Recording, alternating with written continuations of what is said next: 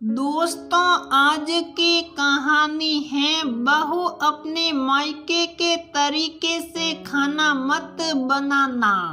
दोस्तों, कहानी शुरू करने से पहले अगर आपने हमारे चैनल को सब्सक्राइब नहीं किया है तो सब्सक्राइब कर लीजिए ताकि आपके पास पहुंचे हर नया वीडियो। अरे बहू, ये कढ़ी में पकौड़ी क्यों डाल दी? और मेथी दाना हमारे यहाँ नहीं डलता है कढ़ी में। बनाना नहीं आता तो मेरे से पूछ लेती एक बार। कमला जी ने कहा, वह मम्मी जी, मेरे यहाँ तो पकौड़ी वाली कढ़ी ही बनती है और माँ इसमें ऊपर से मेथी दाना, राई, जीरा और हींग, कड़ी पत्ता का शौक लगाती है। नई नवेली बहू नंदिनी ने कहा, देख बहू, अब तेरी शादी हो गई है, अब उस घर की बातें, वहाँ क्या होता है, कैसे खाते हैं, सब भूल जा। अब ये ससुराल ही तेरा घर है। जा दोबारा से कड़ी बना जैसे मैं बताती हूँ। और नंदिनी सोचने लगी, अगर ये मेरा घर है तो क्या मैं अपनी पसंद से कुछ बना भी नहीं सकती? वैसे भी नई नवेली बहू को यदि उसके मायके के बारे में कुछ भी कह दिया जाए तो वह तीर की तरह उसके दिल पर लगती है। नंदिनी चुपचाप से रसोई में कढ़ी बनाने लगी और कमला जी वहां खड़े होकर उसे दिशा निर्देश देने लगी। अरे वाह भाई, आज तो कढ़ी में बहुत ही अच्छा स्वाद है। कितनी स्वादिष्ट कढ़ी है, लगता है बहू ने बनाई। नंदिनी के ससुर मोहन जी की आवाज आई, हाँ पापा, ऐसी स्वादिष्ट कढ़ी तो मैंने आज तक नहीं खाई, मजा आ गया। समीर ने कहा, हाँ यम्मी है। ननद रानी नेहा ने भी उंगलियां चाटते हुए कहा। कमला जी रसोई से बाहर आई तो देखा पूरा परिवार डाइनिंग टेबल बैठा हुआ कढ़ी चावल चटकारे लेकर खा रहा है। अरे बहू ने पूछा ही नहीं मेरे से कि अपने यहाँ कैसे खाते हैं। जबरदस्ती बहू का दिल रखने के लिए तारीफ करने की जरूरत नहीं है। मैं दोबारा बनवा रही हूँ कढ़ी अपने तरीके से, कमला जी ने कहा। कमला जी की बात सुनकर पिन ड्रॉप साइलेंस हो गया घर। कमला जी की रेसिपी यही तो ऐसे विषय थे जिसमें कोई भी ज्ञान देने से डरता था।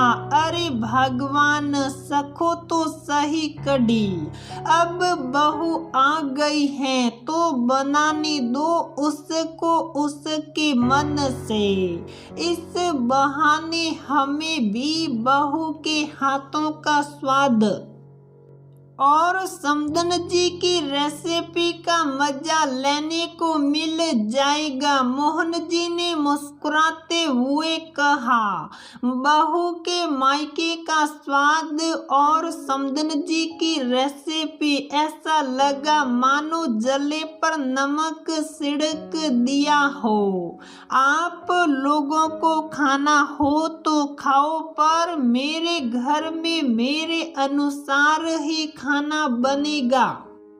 कहते हुए कमला जी तन तनाते हुए अपने कमरे में चली गई। इसके बाद तो नंदिनी जब भी कुछ बनाती सासू जी के कहे अनुसार ही बनाती। उसे ऐसा लगता अभी तक उसने जो भी सीखा सब पानी में गया।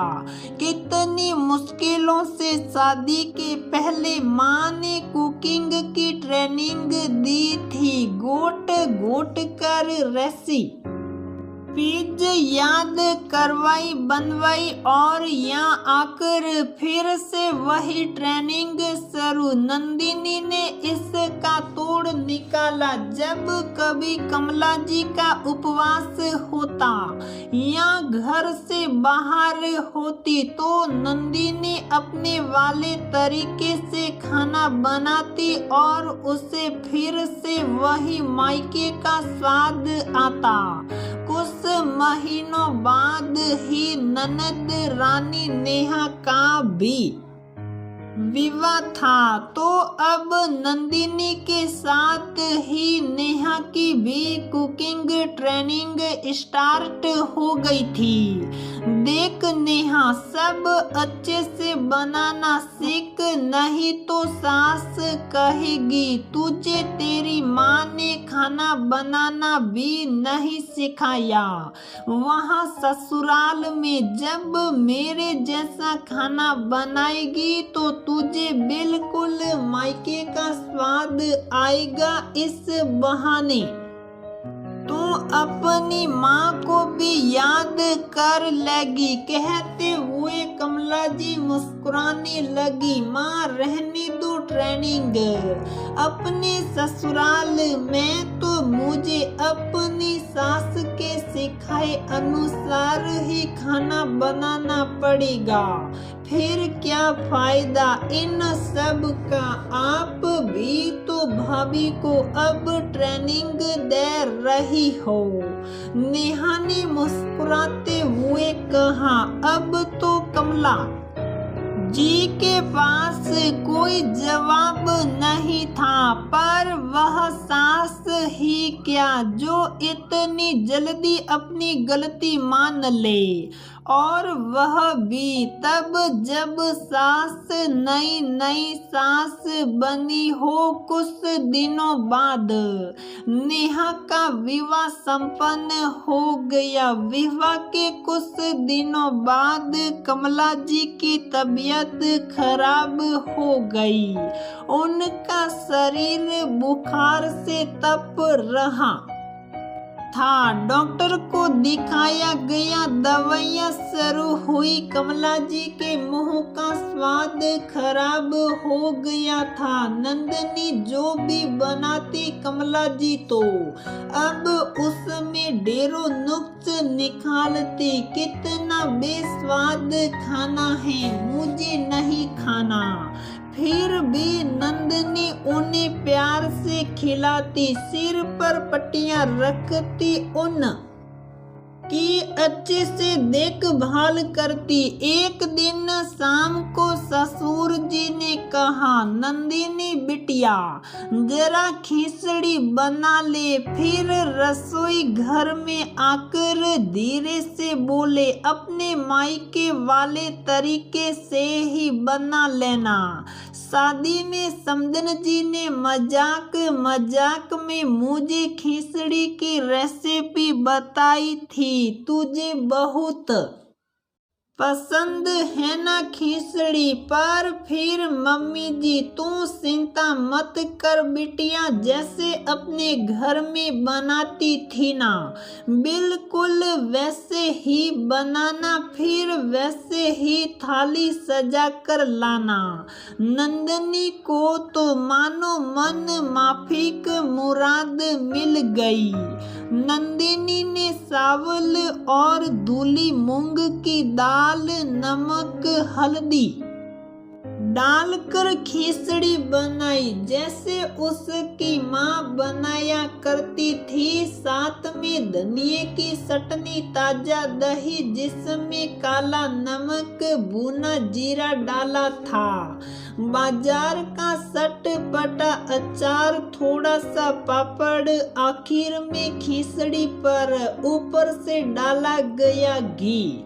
जब नंदिनी प्लेट देकर चली गई तो ससुर जी ने कमरा बंद किया और चटनी, अचार, दही खिचड़ी में डालकर खुद खाने लगी। वाह, बिल्कुल वही स्वाद, मुझे मेरे ससुराल की याद आ गई।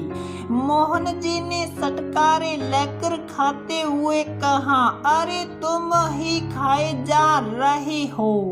बहू खिचड़ी बना रही थी तो मेरे से पूछ लेती, मैं तो खिचड़ी में छिलके वाली मूंग दाल डालती हूँ और खूब सारे मसाले डालती हूँ, साथ ही सब्जियाँ भी डालती हूँ। देखो भगवान, एक चम्मच खाकर देखो, थोड़ी ना नुकुर करके कमला जी ने मोहन जी के हाथों से खिचड़ी खाते हुए पूरे प्लेट खाली कर दी। देखा भगवान, कभी कभी स्वाद बदलना भी अच्छा होता है। एक ही स्वाद से इंसान बोर हो जाता है, बदलाव जिंदगी का स्वाद बढ़ा देता है। मोहन जी ने नंदिनी को बुलाकर खाली प्लेट दी। खाली प्लेट देखकर नंदिनी का चेहरा खिल उठा। देखा भगवान, जिंदगी का स्वाद बदला तो तुम्हारे ही नहीं, बहू के चेहरे पर मुस्कान भी आ गई। मेरी माँ भी ऐसी ही खिचड़ी बनाती थी, मेरा ऐसा ही ध्यान रखती थी, मैं तो भूल ही गई थी ये स्वाद। ससुराल के स्वाद में ऐसा रमी कि मायके का स्वाद ही भूल गई। कहते हुए कमला जी की आंखें सलसला आई। वाह, इस खिचड़ी ने तो बहू और सास दोनों को अपने मायके की स्वाद की याद दिला दी। सास बहू का मेल करा दिया खिचड़ी की तरह। कहते हुए मोहन जी खिलखिलाकर हंस पड़े। चलो अब मैं भी इत्मीनान से खाने की तारीफ कर सकूंगा, समीर ने भी हंसते हुए कहा। बेचारे पति देव भी अपनी माँ के बनाए हुए खाने की हमेशा ही तारीफ करते थे, पर माँ के सामने पत्नी के बनाए हुए खाने के लिए भूले से भी कभी तारीफ के दो बोल ना निकल जाए, इस बात से डरते थे। कमला, तुम तो हमेशा एक आदर्श बहू रही हो। ससुराल वालों की पसंद के सामने तुमने अपनी पसंद भुला दी, उन्हीं की पसंद अपना ली, पर अब समय बदल गया है। सास नहीं, माँ के नजरिए से बहू को देखो तो तुम्हें बहू के खाने में भी स्वाद आएगा। पापा जी, अब तो मैं दोनों माँओं की रेसिपी बनाऊंगी। नंदिनी ने कहा, मुझे माफ कर दे बहू, अब मैं तुझसे कभी नहीं कहूंगी कि तू अपने मायके के तरीके को खाना मत बना। तुझे रसोई घर जैसे संभालना है संभाल, मैं बीच में नहीं बोलूंगी, अपनी सत्ता मुझे सौंपती हूँ। कमला जी ने गर्व से कहा, नहीं नहीं माँ जी, ये रसोई आपकी है और मेरी भी है। कभी कभी आप भी पकाना ताकि आपके हाथों का स्वाद का मजा हम सब भी ले सके। नंदिनी ने मुस्कुराते हुए कहा, लो देखो आजकल की बहुओं को मस्का मारने में कम नहीं है। खूब डाला था घी खिचड़ी में। सल ठीक है, मैं गलत थी, ये घर अब तेरा ही है। दिल से अपना मान कर रह नंदिनी ने मुस्कुराते हुए अपने ससुर जी की तरफ देखा। सास बहू को मिलाने का ये खिचड़ी वाला आइडिया उनका ही था। अगले दिन कमला जी का बुखार उतर गया और नई नई सास बनने का खुमार भी। अब तो सास बहू में खूब खिचड़ी पकती थी। दोस्तों, सास हो या बहू, सबको अपना मायका प्यारा होता है। जिस तरह से खिचड़ी में दाल और चावल मिलकर स्वाद बढ़ाते हैं, उसी तरह जब दो अलग अलग परिवेश के लोग मिलते हैं तो एक दूसरे की पसंद नापसंद और शौक भी अपनाने चाहिए, क्योंकि अलग अलग स्वाद ही तो जिंदगी का जायका और बढ़ा देता है। रिश्ते भी दिल से जुड़ जाते हैं और बहू को भी ससुराल में वही प्यार और सुकून महसूस होता है। ससुराल भी घर सा लगता है। बात बहुत छोटी सी है पर समझो तो गहरी है। या तो दाल और चावल की तरह अलग अलग रहो या फिर साथ में मिलकर स्वाद बढ़ाओ।